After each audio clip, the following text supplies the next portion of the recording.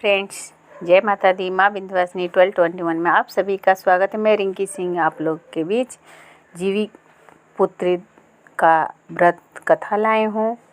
पंचांग के अनुसार हर साल यह व्रत अश्विनी मास के कृष्ण पक्ष की अष्टमी को रखा जाता है। जिउतिया का व्रत इस साल 18 सितंबर 2022 को रखा जाएगा।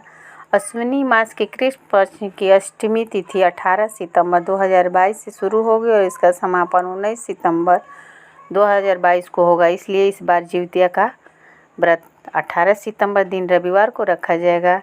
जिउतिया का व्रत पारण 19 सितंबर 2022 दिन सोमवार को। अश्विनी मास की कृष्ण पक्ष की सप्तमी तिथि का प्रारंभ 16 सितंबर दिन शुक्रवार को 1:36 पर हो रहा है। अश्विनी मास के कृष्ण पक्ष की अष्टमी तिथि का प्रारंभ 17 सितंबर दिन शनिवार 2:56 से होगा। अश्विनी मास के कृष्ण पक्ष की अष्टमी का समापन 18 सितंबर दिन रविवार को दोपहर 4:39 तक है। व्रत का पारण का समय 19 सितंबर 2022 दिन सोमवार सुबह 6:38 के बाद गाय के दूध से करने का विशेष महत्व होता है। जिउतिया की व्रत कथा और विधि मैं आपसे शेयर करने जा रही हूँ।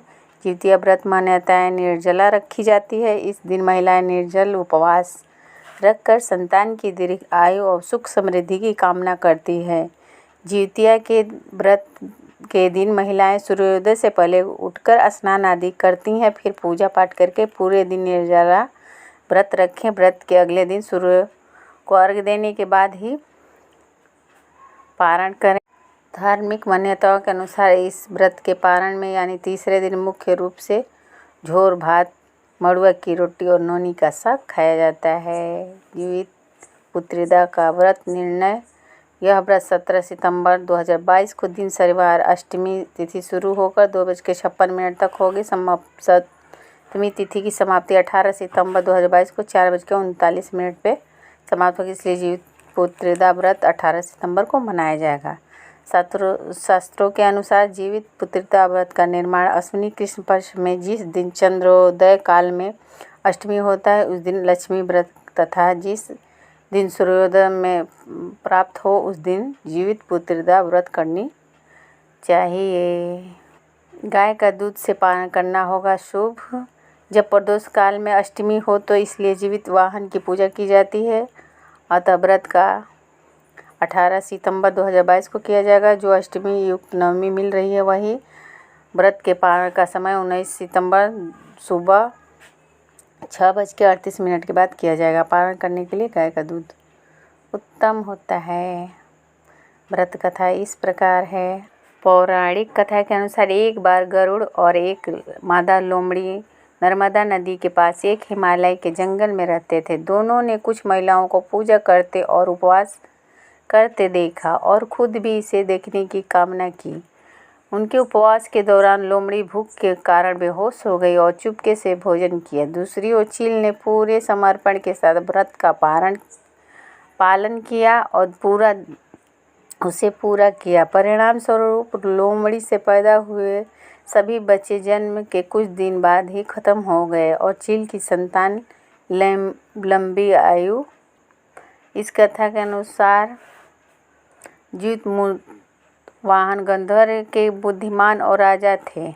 जितमुत वाहन शासक बनने से संतुष्ट नहीं थे और परिणाम स्वरूप उन्होंने अपने भाइयों को अपने राज्य की सभी जिम्मेदारियां दी और अपने पिता की सेवा के लिए जंगल चले गए। एक दिन जंगल में भट्टा एक बुढ़िया विलाप करती हुई मिली। उन्होंने बुढ़िया से रोने का कारण पूछा। इस पर उसने उसे बताया कि वह सांप के परिवार से है और उसका एक ही बेटा है। एक शपथ के रूप में हर दिन एक सांप पक्षी राज गरुड़ को चढ़ाया जाता है और उस दिन उसके बेटे का नंबर था। उसकी समस्या सुनने के बाद जितमुत वाहन ने उन्हें आश्वासन दिया कि वह अपने बेटे को जीवित वापस लेकर आए।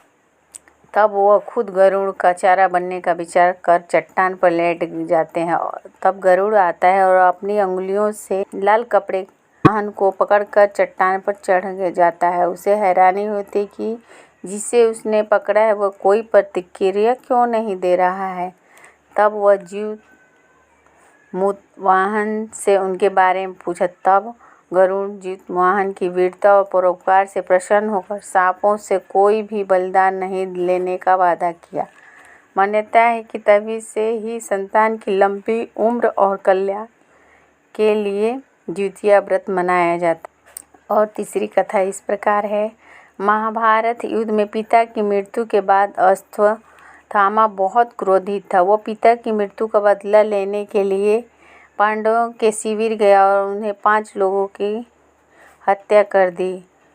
उसे लगा कि उसने पांडवों को मार दिया, लेकिन पांडव जिंदा थे। तब पांडव उसके सामने आए तो उसे पता चला कि वो द्रौपदी के 5 पुत्रों को मार आया है। यह सब देखकर अर्जुन ने क्रोध में अश्वत्थामा को बंदी बना दिव्य मणि छीन ली। अश्वत्थामा ने इस बात का बदला लेने के लिए अभिमन्यु की पत्नी उत्तरा के गर्भ में पल रही संतान को मारने की योजना बनाई। उसने गर्भ में पल रहे बच्चे को मारने ब्रह्म अस्त्र चलाया, जिससे उत्तरा का गर्भ नष्ट हो गया। लेकिन उस बच्चे का जन्म लेना बहुत जरूरी था, इसलिए भगवान श्री कृष्ण ने उत्तरा की जन्मी संतान को गर्भ में ही फिर से जीवित कर दिया। गर्भ में रहकर जीवित होने की वजह से इस उत्तरा के पुत्र का नाम जीवित पुत्रिदा पड़ गया और तब से ही संतान की लंबी आयु के लिए जीतिया व्रत किया जाने लगा। बोलो जीतवनन गोसाई की जय।